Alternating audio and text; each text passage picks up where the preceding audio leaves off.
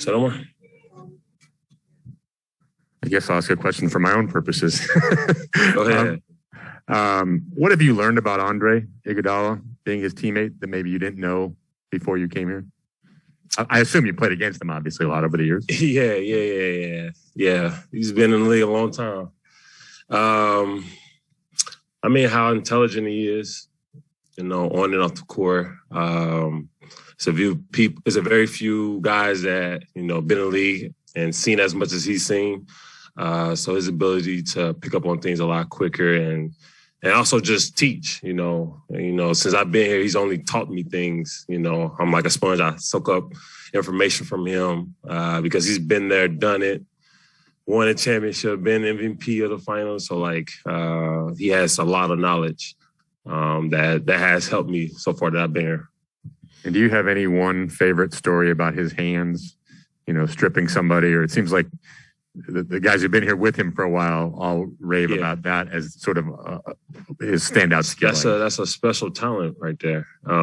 He has long arms, quick, but it's the timing that he has down. He has that timing when the guy put the ball, or when they're gathering the ball. He has really good timing of getting his hands on the ball. So he's probably the best I've ever seen that does that. And last Andre question, do you guys have any sort of kinship this year? It seems like Steve and the Warriors have made a concerted effort to, not play you guys back to back and to try to preserve you for late in the season, the playoffs. We see the bigger picture. And that's all playing into our part of, being healthy and just being available. You see him getting frustrated or patient? How patient is he? Because he's obviously missed quite a few games. No, he's definitely competitive. So he wants to be out there helping the guys. Hi, Otto. How you doing? I'm good. How about yourself? Pretty good. Thank you. I'm not sure if you remember, but you had a really nice cut from the corner at the end of the first half of the Dallas game in a late shot clock situation. Mm-hmm. The pass was from Jordan Poole. I was wondering, was that part of the play / action or just great intuition from both of you guys? Actually, that was just me reading the play. I saw that he got stuck whenever he drove, and I just, wanted to give him an outlet.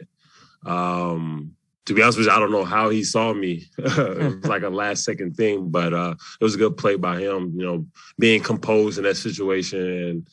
And like I said, I was just trying to be there available for him if he got stuck. For sure. And your fit with this team has looked seamless dating back to the start of the season. Is this more as a result of your experience / your play style or a lot of film room studying?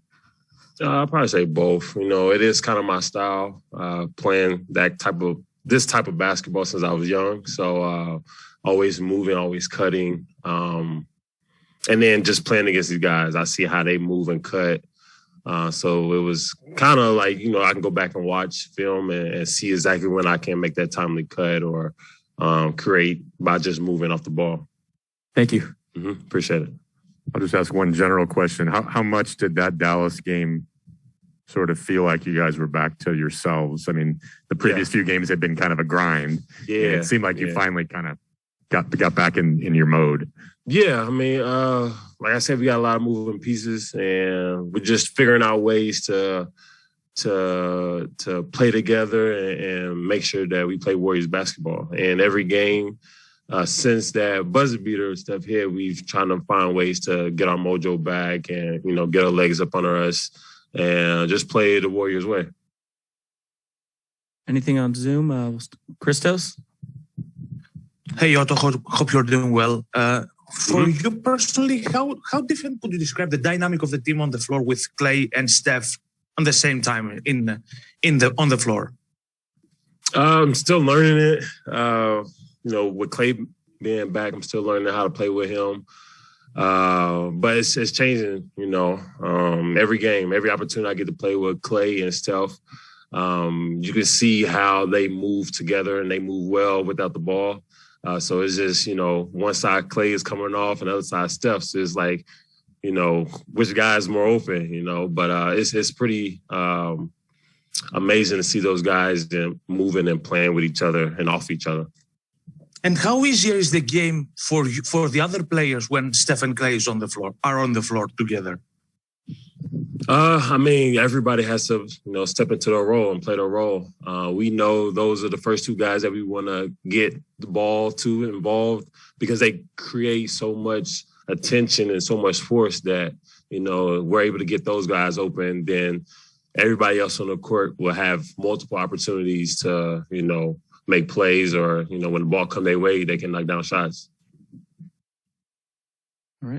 All right. Thanks, Otto. I appreciate it.